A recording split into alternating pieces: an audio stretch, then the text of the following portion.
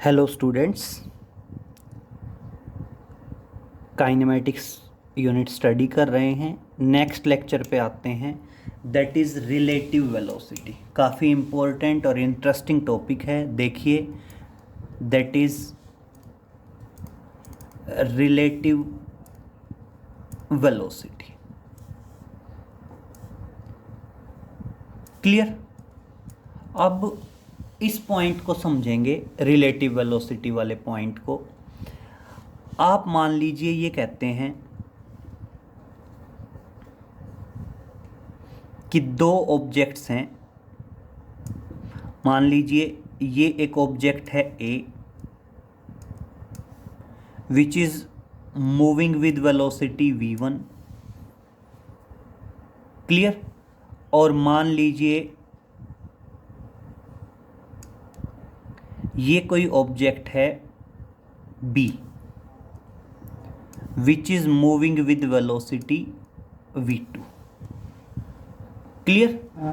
दोबारा देखिए क्या पॉइंट है कि मान लीजिए ये कोई ऑब्जेक्ट है a, which is moving with velocity v1, और ये कोई ऑब्जेक्ट है b, which is moving with velocity v2। Clear? अब मैं एक बार तो कहता हूं, relative velocity of A with respect to B बताओ। और एक बार मैं कहता हूं, relative velocity of B with respect to A बताइए। क्लियर? अब मेरी बात समझिए बेटा, कभी भी जिस ऑब्जेक्ट के रेस्पेक्ट में वेलोसिटी निकाली जाती है, जनरली हम उस ऑब्जेक्ट को स्टेशनरी करके और तब उसके रेस्पेक्ट में वेलोसिटी को लेते हैं। तो अब देखिए, मैं यहाँ पे रिलेटिव वेलोसिटी ए की निकालना चाह रहा हूँ और किसके रेस्पेक्ट में कैलकुलेट करना चाह रहा हूँ? बी के रेस्पेक्ट में। तो सबसे पहला पॉइंट क्या है? बी क्या होना चाहिए? स्टेशनरी होना चाहिए, बी रेस्ट में होना चाहिए। अब बी रेस्ट में कब हो सकता है? बी की वेलोसिटी इधर है v2, इससे जस्ट अपोजिट डायरेक्शन में अगर मैं v2 वेलोसिटी प्रोवाइड करूं तो बी रेस्ट में हो सकता है। तो मैं यहां भी v2 वेलोसिटी अपोजिट डायरेक्शन में दे दूंगा और यहां भी v2 वेलोसिटी अपोजिट डायरेक्शन में दे दूंगा, और ऐसा करने से v2 कैंसिल और b क्या हो गया? स्टेशनरी हो गया। क्योंकि देखो बेटा, वेक्टर क्वांटिटी जो होती हैं अपोजिट डायरेक्शन में सबट्रैक्ट हो जाती हैं।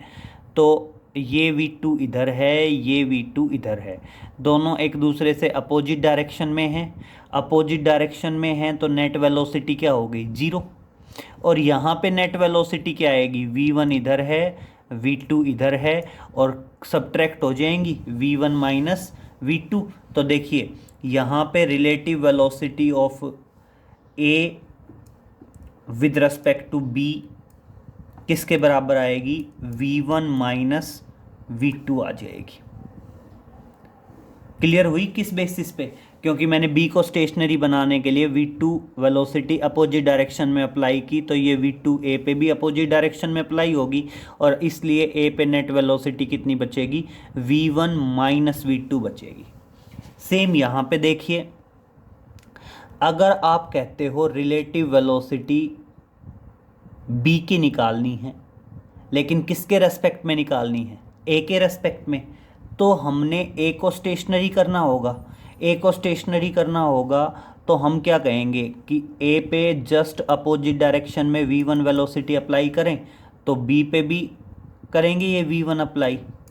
अब देखना, ये v1 कैंसिल करेंगे, तो इसलिए a तो ऑटोमेटिक किस पे आ गया? रेस्ट में आ गया। अगर a ऑटोमेटिक रेस्ट में आ गया तो इसका मतलब relative velocity of a with respect to b क्या होगी? ए तो रेस्ट में हो गया और बी की वेलोसिटी क्या आ जाएगी, v2 माइनस v1 आ जाएगी। क्लियर, आ गया समझ में?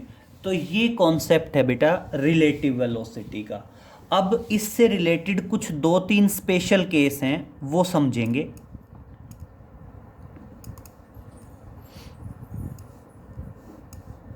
पहला स्पेशल केस देखिए, अगर हम ये कहते हैं when both the objects are moving with same velocity, when both the objects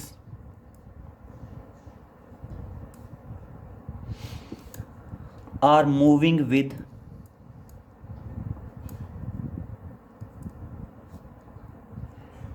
same velocities, अगर दोनों के दोनों ऑब्जेक्ट सेम वेलोसिटी से मूव कर रहे हों, तो बेटा एक सोचने वाली बात है कि उनके बीच में जितना सेपरेशन शुरू में होगा उतना ही सेपरेशन क्या रहेगा, बाद में रहेगा। और अगर मैं पोजीशन टाइम ग्राफ बनाऊं, अगर मैं उनके लिए पोजीशन टाइम ग्राफ ड्रा करता हूं, तो पोजीशन टाइम ग्राफ मान लो एक की पोजीशन ये है और दूसरे की पोजीशन ये है। जितना गैप इनकी पोजीशंस में अब है उतना ही गैप 10 मिनट बाद, 15 मिनट बाद, 20 मिनट बाद सेम रहेगा। क्लियर? तो अगर मान लीजिए हम ये कहते हैं दोनों ऑब्जेक्ट्स सेम वेलोसिटी से ट्रैवल कर रहे हैं, इट मीन्स v1 v2 दोनों बराबर होंगे, v1 v2 दोनों बराबर होंगे, तो उस टाइम पे रिलेटिव वेलोसिटी क्या हो जाएगी, 0। उस टाइम पे आपकी relative velocity is equal to 0। आपकी रिलेटिव वेलोसिटी क्या होगी, 0, और उनका पोजीशन टाइम ग्राफ इस तरीके से आ जाएगा। क्लियर? दूसरी कंडीशन,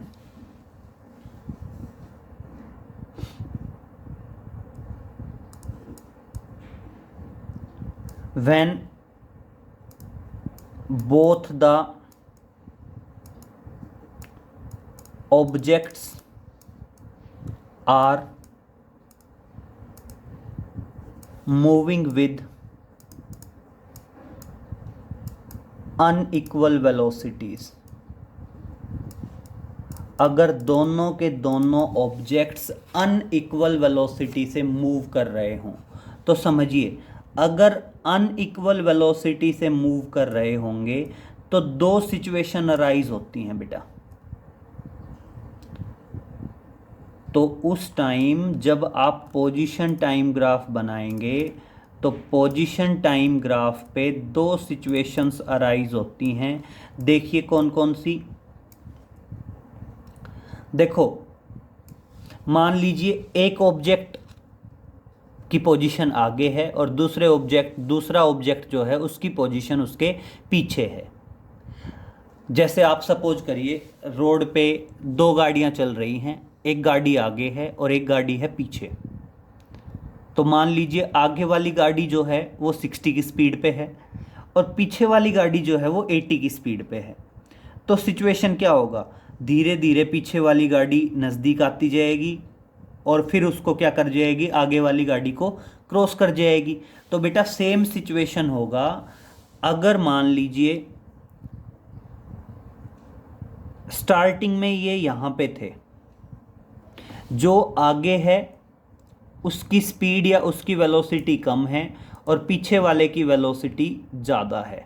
तो क्या होगा, धीरे धीरे उनके बीच का गैप कम होता जाएगा, फिर दोनों साथ आ जाएंगे और दोनों साथ आने के बाद क्या हो जाएगा, जो पीछे था वो आगे निकलता चला जाएगा, ओवरटेक करके आगे आ जाएगा और उनके बीच का गैप इंक्रीज होता जाएगा with respect to time.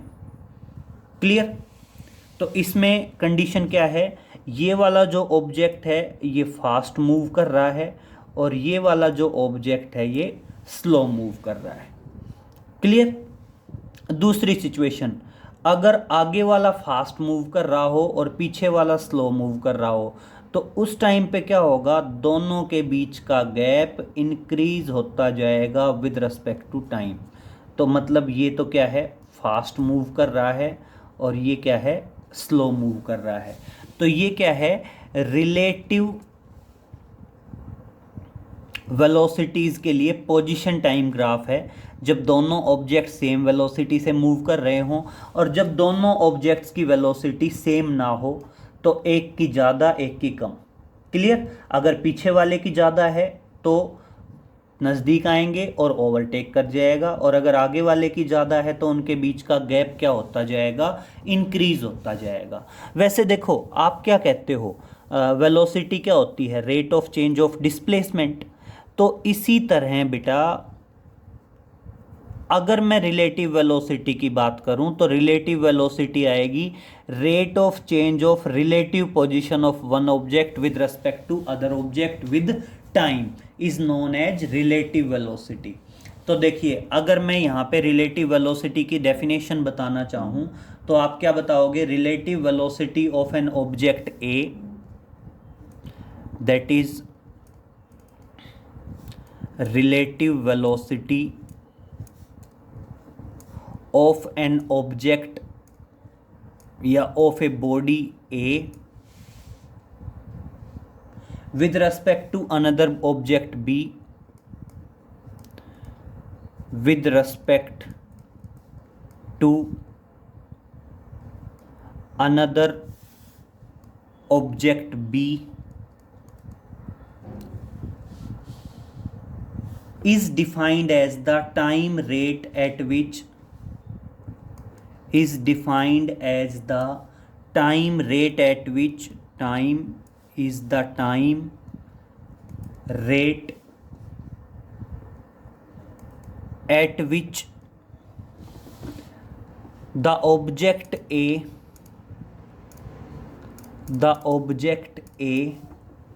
changes its position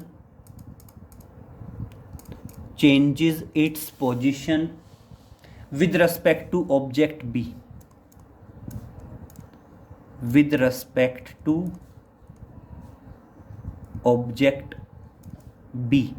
मतलब आप सिंपल कह सकते हैं, that is relative velocity of A with respect to B is rate of change of the relative rate of change of position of object A with respect to position of object B, that is the relative velocity।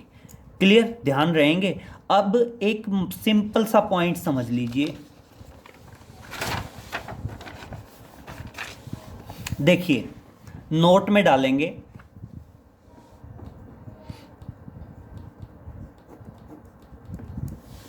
अगर मान लीजिए हम ये कहते हैं कि दोनों object same direction में चल रहे हैं, दोनों ऑब्जेक्ट जो हैं सेम डायरेक्शन में चल रहे हैं, पैरेलल एंड सेम, तो उस टाइम पे रिलेटिव वेलोसिटी सबट्रैक्ट करके निकाली जाती है। उस टाइम पे रिलेटिव वेलोसिटी कैसे निकाली जाती है, सबट्रैक्ट करके। अगर मैं यहां पे बात करूं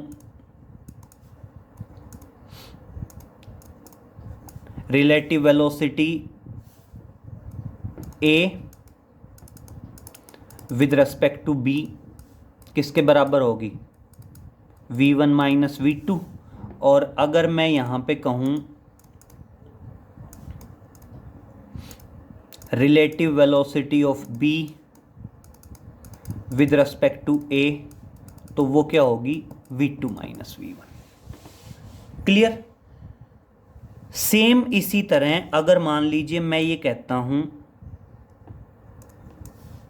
कि दो ऑब्जेक्ट एक दूसरे से अपोजिट डायरेक्शन में चल रहे हैं, मान लीजिए A ट्रेवल कर रहा है इधर विद वेलोसिटी V1, और मान लीजिए B ट्रेवल कर रहा है इधर विद वेलोसिटी V2। और अब अगर मैं यहां पे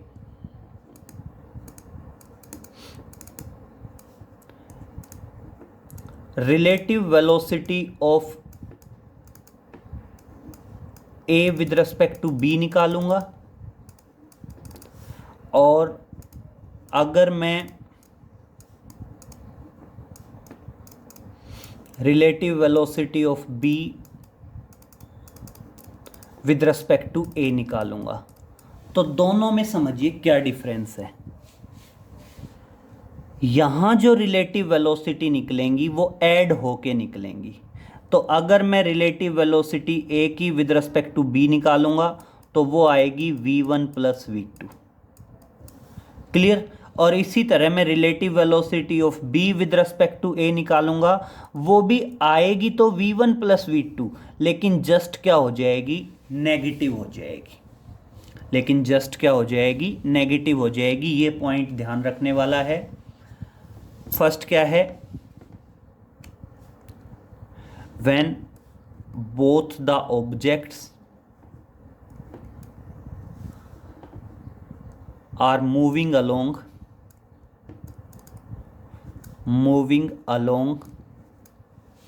parallel straight line in same direction, parallel straight line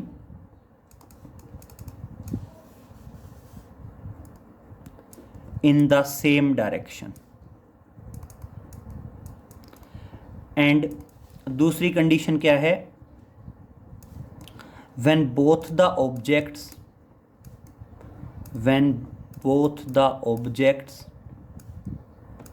are moving along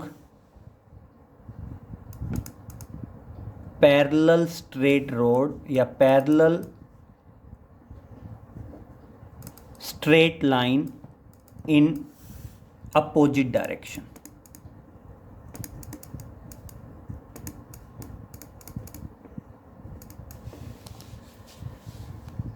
in opposite direction. तो यहां पे समझिए स्नैरियो क्या है, यहां पे स्नैरियो है सेम डायरेक्शन में अगर हैं तो रिलेटिव वेलोसिटी सब्ट्रैक्ट करके निकाली जाएंगी, अपोजिट डायरेक्शन में अगर हैं तो रिलेटिव वेलोसिटी ऐड करके निकाली जाएंगी। इनका सबसे बेस्ट एग्जांपल हम अपनी डेली रूटीन लाइफ में समझ सकते हैं। जैसे सपोज करिए आपकी स्कूल बस चल रही है 60 की स्पीड पे और आपके पीछे से कोई गाड़ी आती है which is moving at the speed of 80। बेटा तो आपकी स्कूल बस और कार दोनों की डायरेक्शन सेम है। स्कूल बस 60 पे मूव कर रही है, कार 80 पे मूव कर रही है। तो बेटा अगर सेम डायरेक्शन में मूव कर रहे हैं तो रिलेटिव वेलोसिटी कैसे निकलेगी, सब्ट्रैक्ट होके निकलेगी। सब्ट्रैक्ट होके निकलेगी तो मतलब एक की स्पीड 80 है और दूसरे की 60 है, तो डिफरेंस क्या आएगा, 20। तो अब देखिए, चाहे आप relative velocity of bus with respect to car कर दें या relative velocity of car with respect to bus कर दें, दोनों का मैग्नीट्यूड तो 20 ही रहने वाला है। क्लियर। क्यों, तो इस तरह से हम ये समझ सकते हैं कि जो कार है वो आपकी स्कूल बस से आगे निकलेगी या आपकी स्कूल बस कार से पीछे रहती चली जाएगी, और जो वेरिएशन होगा वो कितना रहेगा, 20 मीटर पर सेकंड। मतलब कितने के हिसाब से, जो भी आप 20 किलोमीटर पर आवर जो भी कह रहे हैं, तो मैग्नीट्यूड का गैप कितना रहेगा, 20। कार जो है बस से आगे निकलेगी वो भी 20 की स्पीड पे, या कह सकते हैं बस जो पीछे रह जाएगी कार से वो भी कितनी स्पीड पे, 20 की स्पीड पे। अब दूसरा सिनेरियो देखिए, तो ये तो हो गया आपका फर्स्ट केस, जब सेम डायरेक्शन में ट्रेवल कर रहे हों तो रिलेटिव वेलोसिटी हमेशा सब्ट्रैक्ट करके निकाली जाती है। दूसरा क्वेश्चन समझिए, अगर अपोजिट डायरेक्शन में मूव कर रहे हों, मींस आपकी स्कूल बस चल रही है 60 पे और सामने से एक कार आ रही है 80 की स्पीड पे, तो बेटा दोनों के बीच में जो गैप होगा वो गैप शुरू में डिक्रीज होता जाएगा, बाद में जैसे ही ओवरटेक कर जाएंगे तो इंक्रीज होता जाएगा, और वो गैप के इंक्रीज होने का या डिक्रीज होने का रेट कितना होगा, दोनों की स्पीड को ऐड करके होगा, 80 कार की और 60 बस की, तो कितना हो गया टोटल 140। तो इसलिए जो रिलेटिव वेलोसिटी होगी वो कितनी होगी, 140 होगी। क्लियर। और इसीलिए बेटा हम कहते हैं जब दो ऑब्जेक्ट सेम डायरेक्शन में चल रहे हों और अगर वो टकरा जाएं तो डैमेज कम होता है, क्योंकि रिलेटिव वेलोसिटी सबट्रैक्ट करके निकलती है। और जब दो ऑब्जेक्ट्स अपोजिट डायरेक्शन में चल रहे हों और टकरा जाएं तो उस टाइम पे डैमेज ज़्यादा होता है, क्योंकि रिलेटिव वेलोसिटी ऐड करके निकाली जाती है। क्लियर। तो अब देखिए एक क्वेश्चन करते हैं, एक एग्जाम्पल करते हैं, उससे ज़्यादा बेटर तरीके से एक्सप्लेन हो जाएगा। समझिए। आप कहते हैं two trains T1 and T2 are running on two parallel tracks. टू trains T1 and T2 are running on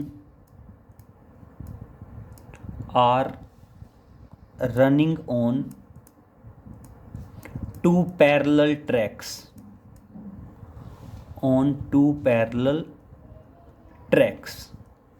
clear. दो ट्रेन हैं T1 और T2 और दोनों क्या हैं बेटा, पैरेलल ट्रैक्स पे मूव कर रहे हैं। और क्या है, the train T1 moves with a speed of the train T1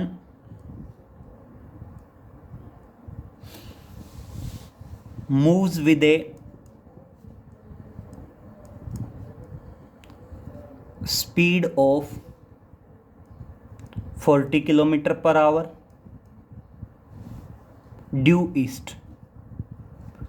due east and train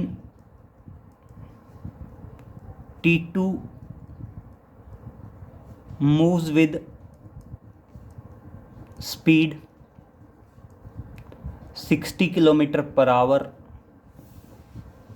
due west।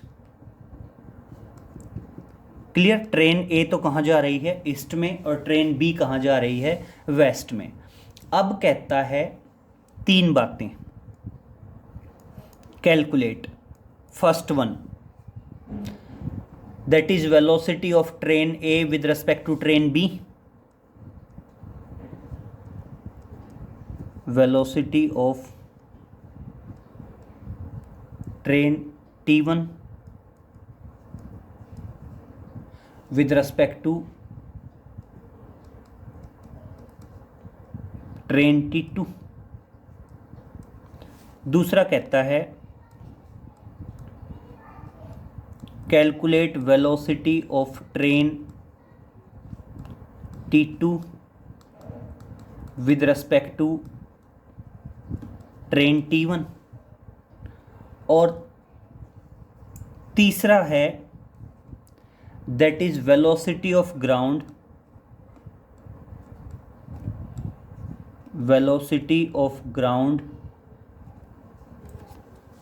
with respect to train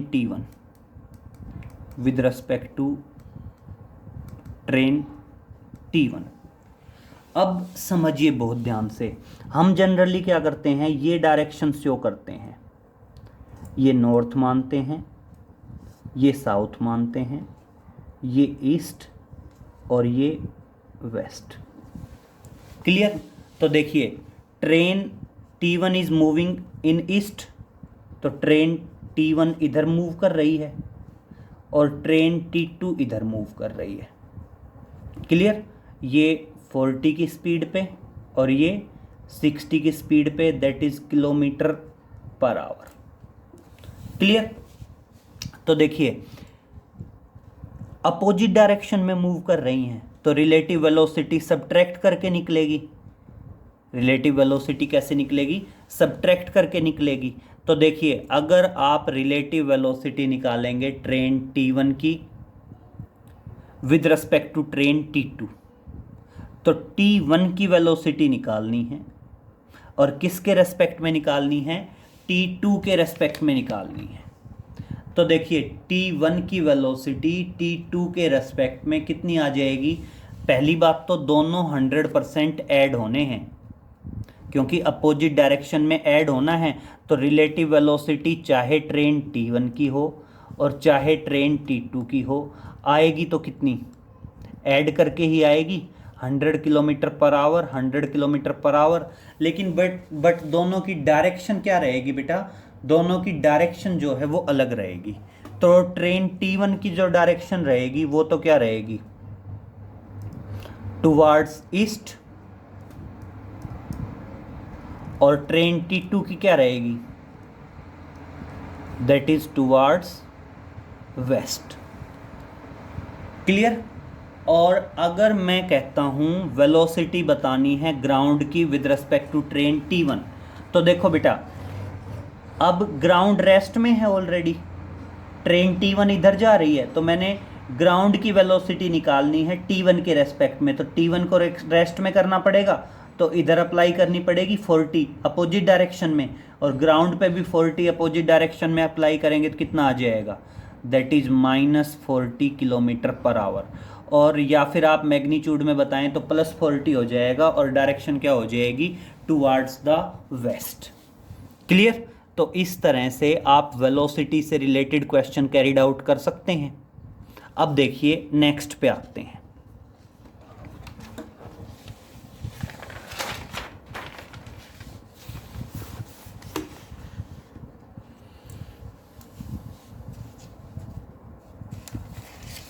मान लीजिए हम एक क्वेश्चन करते हैं, 2 trains A and B।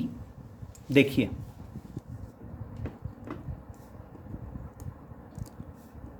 To trains A and B, each of length 300 metre, each of length 300 metre. Clear. Moving on 2 parallel tracks, moving on 2 parallel tracks with a uniform speed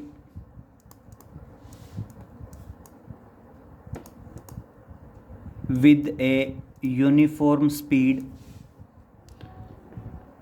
54 kilometre per hour and 36 kilometre per hour respectively,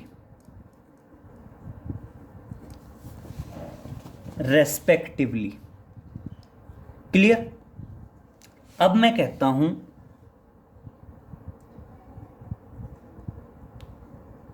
calculate the time, number first,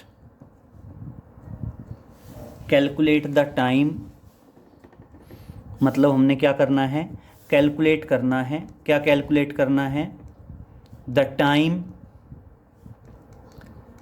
in which these overtake each other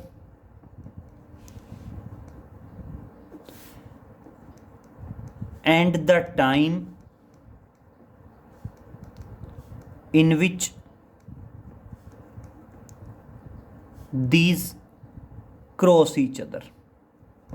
तो दोनों situations में थोड़ा सा समझिए बेटा, overtake का मतलब क्या है, moving in same direction,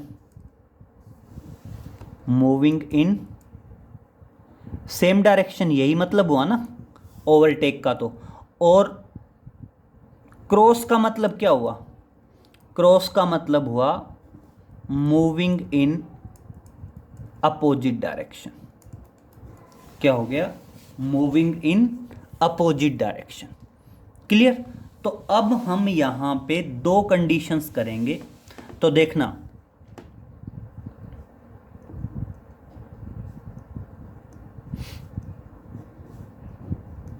velocity कह दीजिए या स्पीड कह दीजिए, that is speed of train A कितनी है, 54 किलोमीटर पर आवर, और स्पीड ऑफ ट्रेन बी कितनी है? 36 किलोमीटर पर आवर। अब समझिए, जब स्पीड या वेलोसिटी किलोमीटर पर आवर में दे रखी हो और उसको मीटर पर सेकंड में बदलना हो तो हम उसको 5/18 से मल्टीप्लाई कर देते हैं, और इस तरह से 5/18 से करेंगे तो 3 पे जाएगा और ये कितना आ जाएगा, that is 15 metre per second. और इसी तरह ये करेंगे तो कितना आएगा, 36 into 5/18 and that is equal to 10 metre per second. Clear हो गया? ये स्टेप तो पता ही है आपको कि जब भी स्पीड किलोमीटर पर आवर में दे रखी हो और मीटर पर सेकंड में बदलनी हो तो जस्ट हम उसको 5/18 से मल्टीप्लाई कर देते हैं, और 5/18 से मल्टीप्लाई करते ही आपकी क्या आ जाती है, स्पीड आ जाती है। तो अब देखिए, अब मैं यहां से दो अलग अलग केस बना रहा हूं, यहां से मैं दो अलग अलग केस बना रहा हूं। If these are moving in same direction,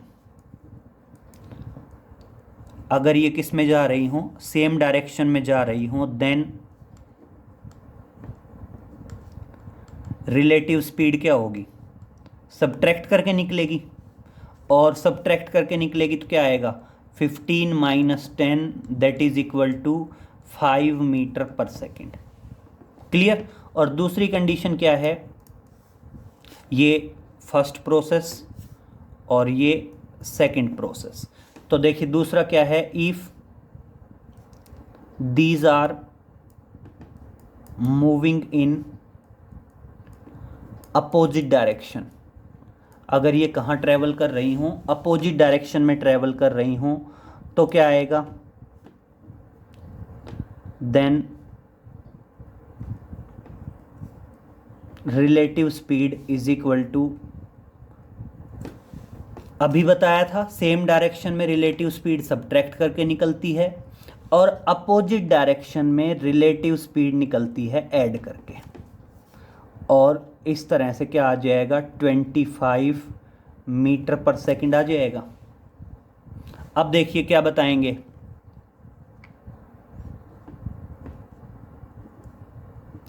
total distance या displacement to be covered in overtake is equal to 300 plus 300 that is 600 metre. अब समझिए बेटा, अगर मैं कहता हूं एक ट्रेन की लंबाई 300 मीटर है तो बेटा चाहे ओवरटेक करना हो और चाहे क्रॉस करना हो, दोनों ही कंडीशन में कंप्लीट एक दूसरे को कवर करना होगा। तो एक ट्रेन की लंबाई 300, दूसरे की भी 300, तो इस तरह से टोटल डिस्टेंस कितना कवर करना पड़ेगा, 600 कवर करना पड़ेगा। तो ये क्या है, that is total distance to be covered in crossing is equal to 300 plus 300 that is equal to 600 metre. और अब तो देखो सिंपल है, टाइम टू ओवरटेक T1। बेटा टाइम हमेशा क्या होता है, डिस्टेंस अपॉन स्पीड, तो डिस्टेंस तो कितना है 600 और स्पीड क्या है 5 मीटर पर सेकंड। तो अब देखना क्या आएगा,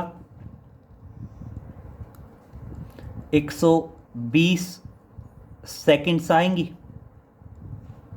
कितनी आएंगी 120 सेकंड्स। और यहां देखना, अगर मैं कहूं टाइम टू क्रॉस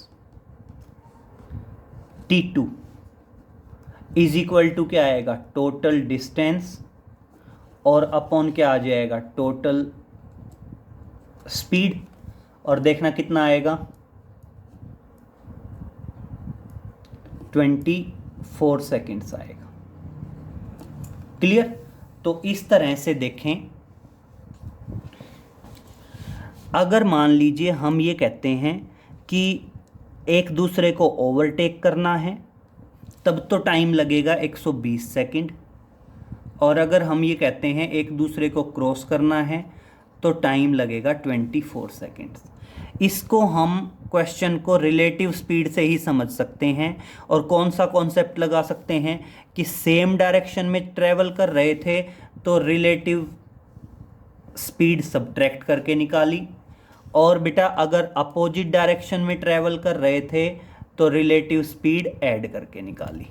क्लियर ना। बस यही एक पॉइंट ध्यान रखना है कि अगर these are moving in same direction तो रिलेटिव स्पीड कैसे निकली, रिलेटिव स्पीड निकली सब्ट्रैक्ट करके, और अगर अपोजिट डायरेक्शन में ट्रेवल करना है तो रिलेटिव वेलोसिटी निकली ऐड करके।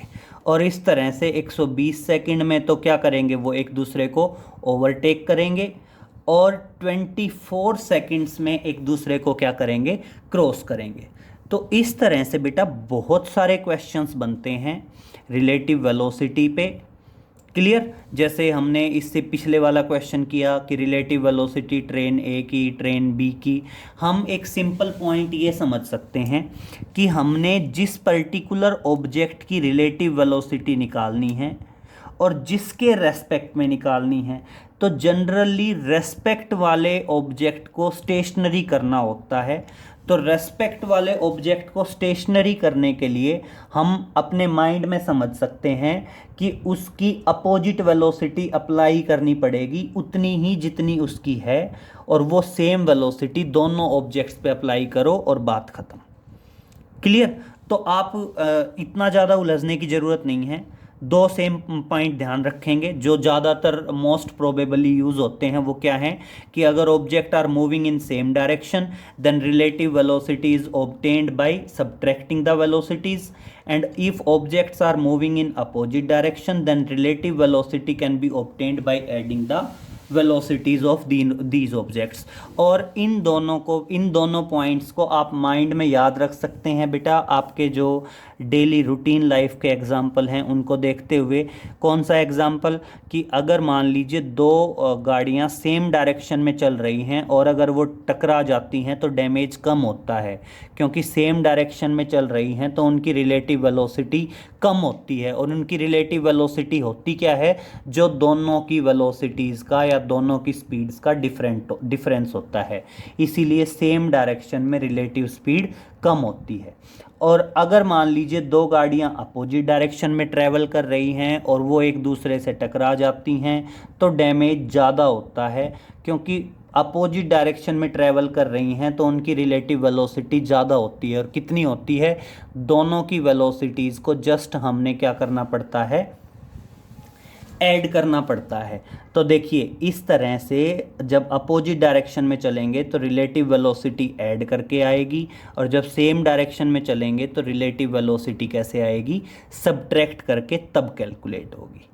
क्लियर। तो इन दोनों एग्जांपल्स को देखेंगे और कुछ क्वेश्चंस कैरिड आउट करेंगे बेटा। बाकी नेक्स्ट लेक्चर में मिलते हैं। Okay, thank you.